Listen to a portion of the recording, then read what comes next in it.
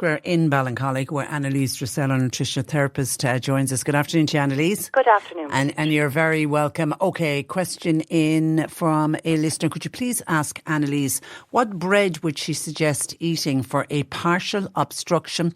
Is it low fibre fruit and veg, or is it a high fibre diet I should have? And general advice, please, on what I should be eating. I'm waiting for an appointment with the dietitian, and I've been waiting so long now. That is from Pat, who's been diagnosed with a partial obstruction. So I presume it's a partial obstruction of the bowel, and it's a difficult one because normally we would recommend high fibre diets, but when there's an obstruction, a very high fibre diet actually can cause more harm than good, because if the fibre isn't being passed through, if it's being obstructed, it just keeps building up and can impact. So I do think that medically people with partial obstruction are recommended to have a very low fibre diet to try and prevent that from happening. So I suppose that would mean the opposite of what I'd normally say, which would be everything brown. In this case, probably everything white, so white bread, white pasta, and avoid the kind of vegetables that are typically hard to digest, like Brussels sprouts and cabbage and those kind of things. That you know yourself, the harder you have to choose something, really, probably the more difficult to digest fibre is in it. So that's probably the best advice. I mean, it's not in terms of long-term health the best advice, but certainly to manage your symptoms. Then, and you do want some type of fibre, because you do want things to pass through your bowel and not, get impacted. So what you're looking for is soluble fibre. And soluble fibre is also a fibre, but it is like a gel rather than kind of like undigestible matter. I always think of the insoluble fibre. When you peel a celery stick and you see all those strands, and just no matter how long you chew them, they never break down. That's kind of what insoluble fibre is like, and it's great for our guts because it feeds the good bacteria, but it does get stuck in the bowel if you're constipated or if you have an obstruction. So the soluble fibre is more like a gel, and it's very gentle as a fibre. It helps kind of soften the stool and make it easier to pass through. So the foods that you'll get those in will be apples. So I would suggest stewing some lovely eating apples and having those. Porridge oats are very high in soluble fibre, so you could put your stewed apple onto your porridge oats.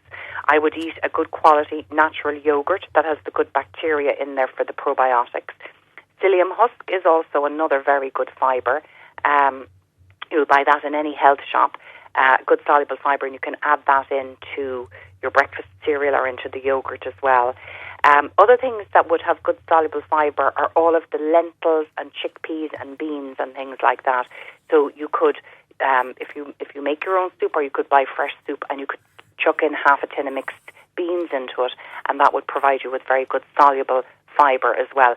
So you can get your fibre from those foods, and they shouldn't bung you up as such. Okay, somebody is diagnosed with polymyalgia and is currently taking steroids, got diagnosed early in the new year. Any supplements that you would recommend, please?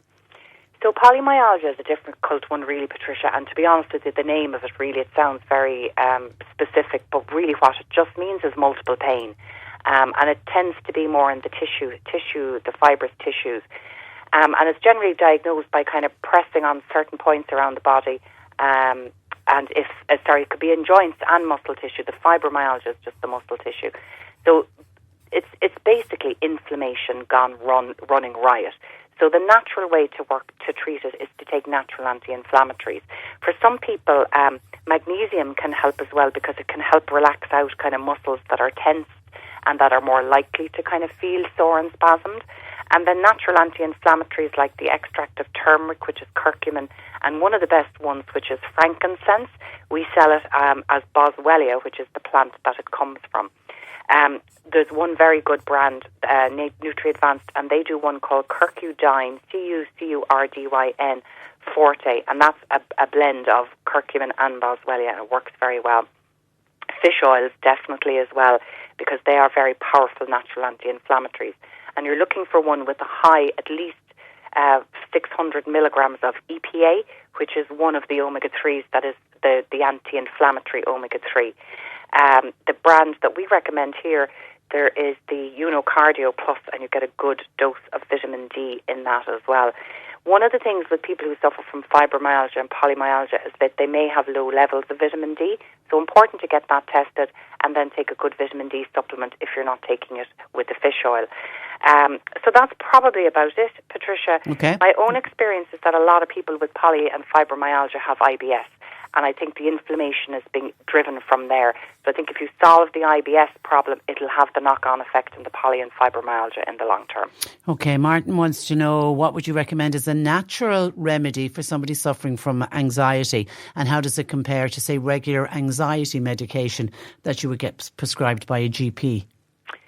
So the typical anti-anxiety herbs and other things that we use would be things like L-theanine, which is an amino acid. It comes from green tea, but the extract of it is very good in the moment. It takes about 10 or 15 minutes to kind of kick in. And it works to help rebalance adrenaline, so it kind of helps bring adrenaline down. Lemon balm is another one, works in the same way. Magnesium bisglycinate is another thing, and again works to kind of relax the body and the brain. They would be ones that would be typically used. And then you've got herbs that help you to support your stress response, like ashwagandha and rhodiola, and they can kind of help to increase your resilience so that it takes more to make you feel anxious.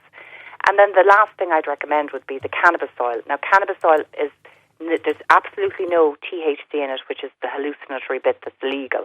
So any of the cannabis oil you'll buy in health shops will have 0% of that in there. And that works very, very quickly to take the edge off that anxious feeling. It comes in an oil, you put a drop under your tongue, and you should feel calm within about 10 or 15 minutes. And then in terms of the way they compare with medications, the medications can work very well for people. They work a lot quicker and they're a lot stronger. So Valium would be one, for example, and then the benzodiazepines are other ones, and then the antidepressants. The things with all of those medications is that they do work well, but they are addictive. So you do need to be very, very careful coming off them. And for some people, it's never going to be possible to come off them because the withdrawal symptoms will be too severe. So they work very well and they work very quickly, unlike the natural ones, which they're gentler and take more time, but the natural ones are not addictive and you do not have to wean yourself off them. Okay, hi Patricia, I'm a man in my mid-60s. I take Centrum Men 50 Plus. I take a tablet every day. Should I be taking anything else? I am in good general health. I don't think so, Patricia. No. I know Centrum is like a kind of a multivitamin. I'm of the belief that you should really only take things if you need them. Definitely we all need vitamin D in the winter, so I would recommend that everybody takes that. Sometimes fish oils, if you don't eat fish, could be good to take, and probiotics if you're not eating a lot of fermented foods to get the good bacteria in your diet, but not every day. I kind of take them nearly as a little tonic every now and then. So if you're in good health overall, unless there is something wrong like osteoporosis, or if you've got fibromyalgia or inflammation or sore joints, or if you're prone to coughs and colds, you take different things at different times as you need them. But generally, we're very good at getting what we need from our diet if our diet is relatively healthy. So a lot of the time, even a multi mightn't be necessary. I think if I was to put my money into anything, it would be a vitamin D and probably a fish oil, because I just think there's so much research around the long-term benefits. Of fish oils. And they'd be the two that if I was to choose anything, I'd stay on. Okay, I'm a man in my 70s. Would Anneliese know anything to reduce the size of a prostate gland? Sorry, I'm not brave enough to put my name on the text. Bless your heart. An enlarged prostate. Yeah, very common, Patricia, especially as men get older. In fact, most men will experience some enlargement of the prostate gland. And the side effects could be that you'd notice that you're either going to the loo a little bit more often, or that you can't evacuate your bladder fully, so that you're kind of dribbling. Some people would find that they dribble between going to the loo as well, that they can't control the flow as well. And then for some men as well, it can affect their sexual function and performance. So what you take for your prostate gland are things that help to bring down that enlargement. So they do take time to work, but they are very good. And we have lots of customers that would come back again and again because it works so well. So these are pumpkin seed extract, or you could just eat the pumpkin seeds every day, and saw palmetto and nettle. They will be the top three, really. Zinc is another one. So you'll find that most products in a health shop will have a combination of a number of those. There's a very good one by Nutri Advanced, which is a saw palmetto complex. Viridian do saw palmetto as well. Most health shops will have some form of it. And there is another one called Prostasan, I think it's called, which is by another company. And again, these are all different blends, including all of those herbs that I've mentioned previously. Okay, all right. You'll put up all the information on your website this afternoon, healthhubstore.com. You won't be with us next week because it's bank holiday, so we'll talk to you in 2 weeks' time. Thanks Patricia. Happy Paddy's Day. And the same to you. Thanks. That's Anneliese Dressel of the Health Hub, Times Square in Ballincollig.